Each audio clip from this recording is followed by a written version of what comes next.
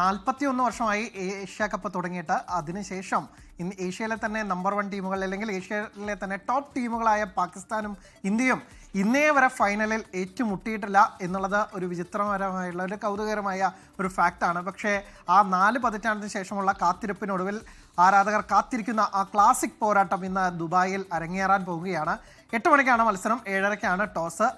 പതിവിലും വീറും വാശിയും ഒക്കെ തന്നെ ഇത്തവണത്തെ ഏഷ്യ കപ്പ് ഫൈനലിലുണ്ട്. കാരണം പഹൽഗാം ഭീകരാക്രമണത്തിന് പിന്നാലെ ഇരു രാജ്യങ്ങളും തമ്മിലുള്ള നയതന്ത്ര ബന്ധം വല്ലാത്ത രീതിയിൽ വഷളായിരുന്നു. അതിനുശേഷം ഈ ടൂർണമെൻറ്റ് തന്നെ നടക്കുമോ എന്ന കാര്യത്തിൽ വലിയ സംശയങ്ങളുണ്ടായിരുന്നു. ഒടുവിൽ ഇന്ത്യയിൽ നടക്കേണ്ടിയിരുന്ന ടൂർണമെൻറ്റ് UAE-യിലേക്ക് ദുബായിലേക്കൊക്കെ തന്നെ പറിച്ചു നടുകയാണ് ഉണ്ടായത്. അവിടെ മത്സരിക്കുമ്പോഴും ഇന്ത്യ ഒരു വാക്ക് പോലും പറയാതെ ഒന്ന് കൈകൊടുക്കാൻ പോലും തയ്യാറാവാതെയാണ് പാകിസ്ഥാനോട് മുഖം തിരിച്ചു നടന്നത്. അത് വലിയ വിവാദങ്ങളിലേക്ക് നയിച്ചു.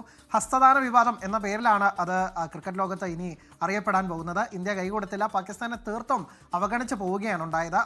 ഇതിനെതിരെ മാച്ച് റഫറിക്കെതിരെയൊക്കെ തന്നെ പരാതി നൽകി, പക്ഷെ അതൊന്നും ഫലമുണ്ടായില്ല. ഇതിന് തൊട്ടടുത്ത മത്സരത്തിൽ സൂപ്പർ 4 മത്സരത്തിൽ ഇന്ത്യയെ വലിയ രീതിയിൽ പ്രകോപിപ്പിക്കാനാണ് പാക് താരങ്ങൾ നോക്കിയത്. ആദ്യം ഗില്ലിനെ പ്രകോപിച്ചു സ്ലഡ്ജ് ചെയ്യുന്നു. തൊട്ട് പിന്നാലെ അവരുടെ ബാറ്റർ ഫർഹാൻ ഒരു ഗൺഫയർ സെലിബ്രേഷൻ നടത്തുന്നു. ബൗളിങ്ങിൻ്റെ അവരുടെ ഫീൽഡിംഗ് സമയത്ത് ഹാരിസ് റൌഫ് ഇന്ത്യയുടെ 6 യുദ്ധവിമാനങ്ങൾ തകർത്തു എന്ന തരത്തിലുള്ള ഒരു ആംഗ്യം കാണിക്കുന്നു. അങ്ങനെ എല്ലാ തരത്തിലും ഇന്ത്യയെ ഒരു പ്രകോപിപ്പിക്കാൻ നോക്കിയെങ്കിൽ പോലും കളത്തിൽ ഇന്ത്യയാണ് മികച്ചു നിന്നത്. 2 മത്സരത്തിലും ഇന്ത്യ ജയിച്ചത്.